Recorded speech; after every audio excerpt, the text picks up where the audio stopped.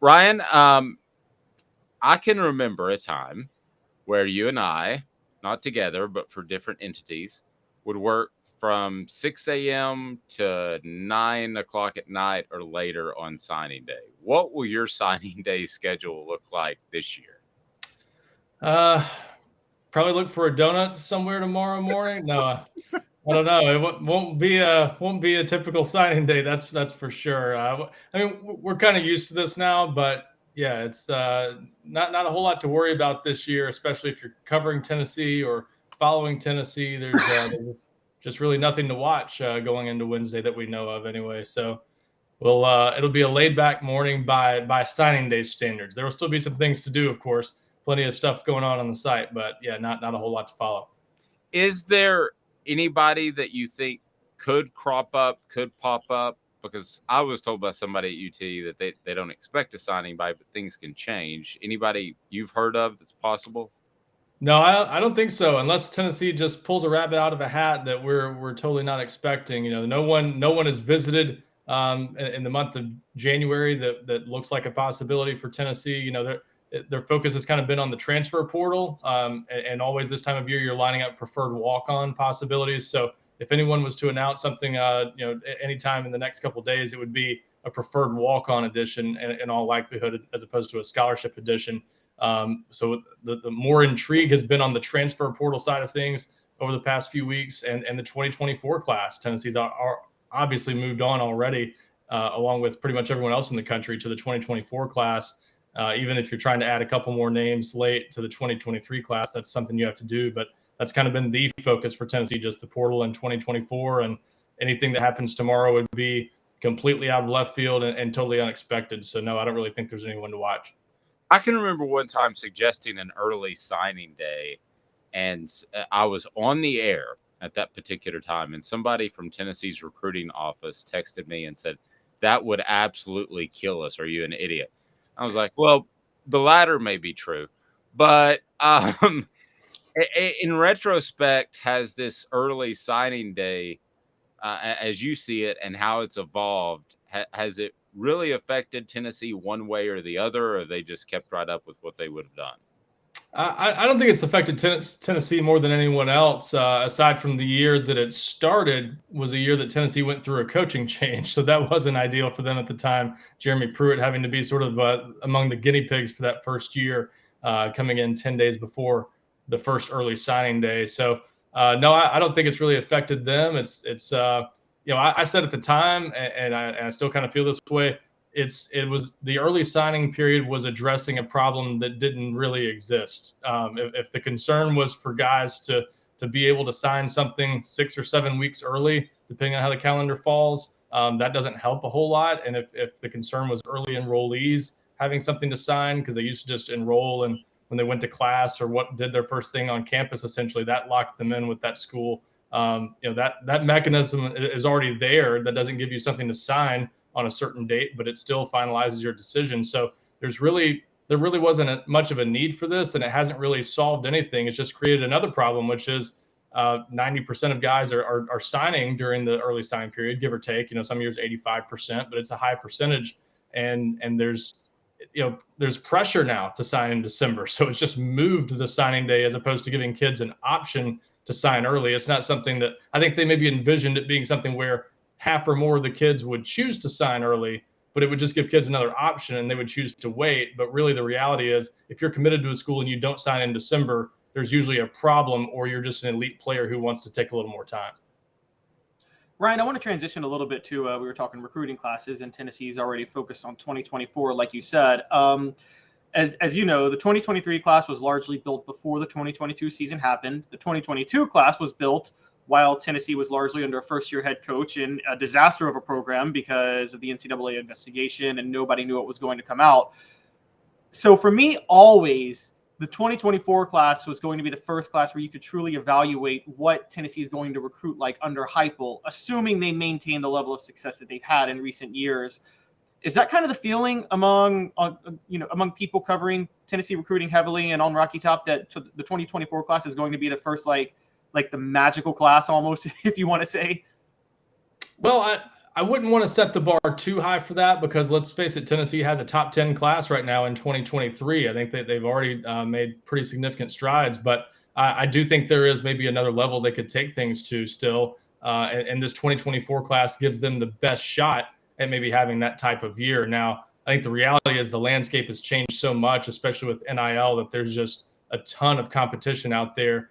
15, 20 top programs getting good players every year now, I think is going to be the situation with that being a factor for a lot of players in their recruitments. We've seen schools like Miami and Texas A&M was the one that really benefited a couple of years ago. We think from NIL being a factor and signed that historic #1 class a couple of years ago.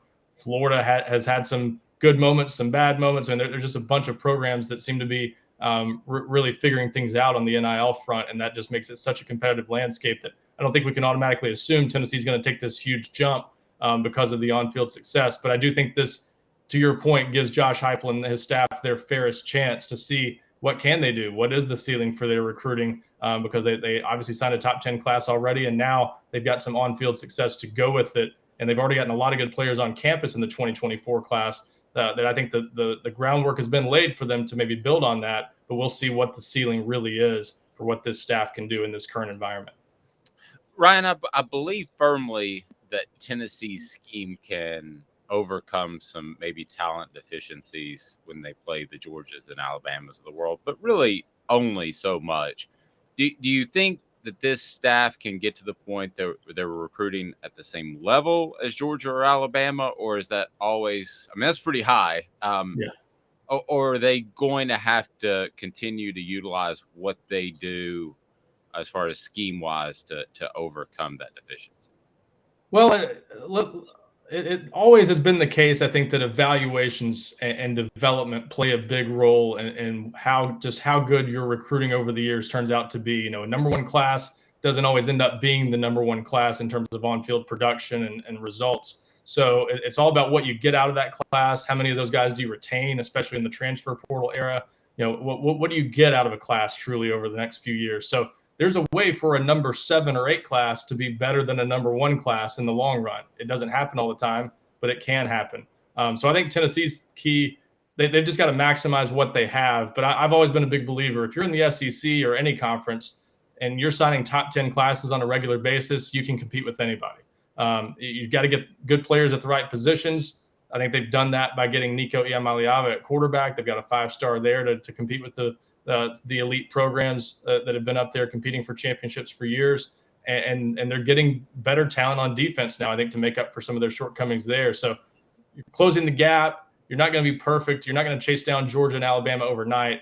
So I don't think it's necessarily about playing with less, but they've got to evaluate well. They've got to hit on the big guys when they do get them, the Nicos. Those guys have to hit more often than not. They can't afford a lot of busts. So I think it's just sort of maximizing what they have and evaluating well. And so far, I think there's reason to think the staff can do that, but it's going to take doing it over a few years in a row to be able to really chase down the Georgias and Alabamas of the world.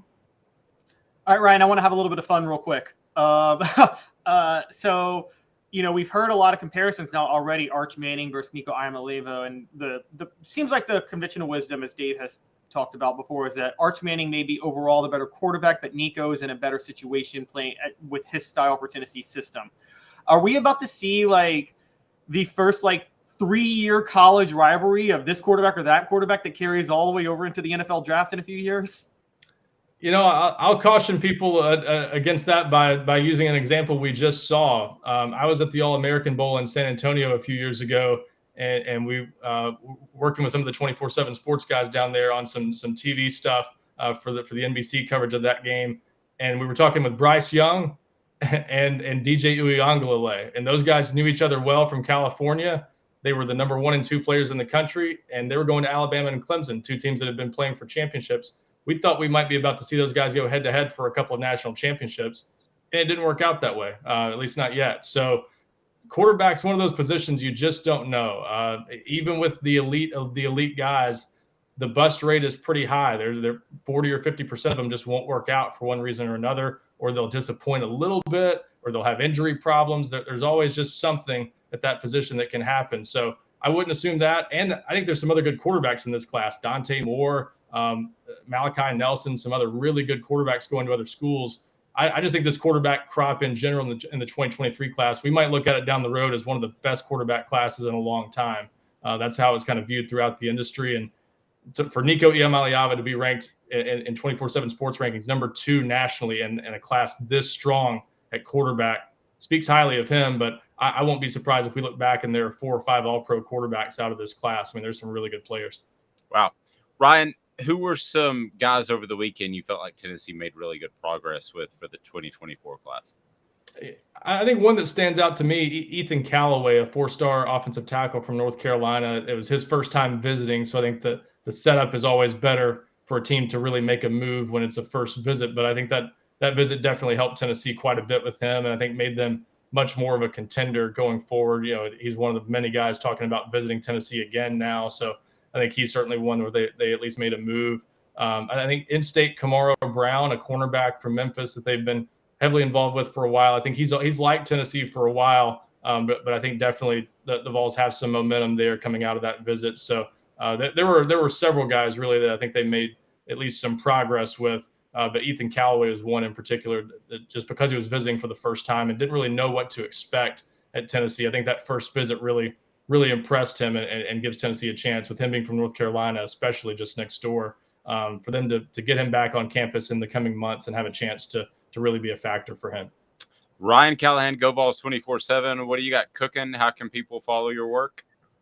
Yeah, as you just mentioned the site there, GoVols247.com. You can sign up right now actually for 60% off your first year through our signing day sale. Even if there's not much to watch on signing day for Tennessee fans, we are still celebrating signing day in that way. So take advantage of that sale while it's up through tomorrow. But yeah, full coverage of Tennessee's junior day wrapping up. All the visitors, got a story up right now with some details on some of those guys they made moves with, and much more in the coming days. Basketball, baseball, football coverage as well. So plenty to check out at GoVols247.com.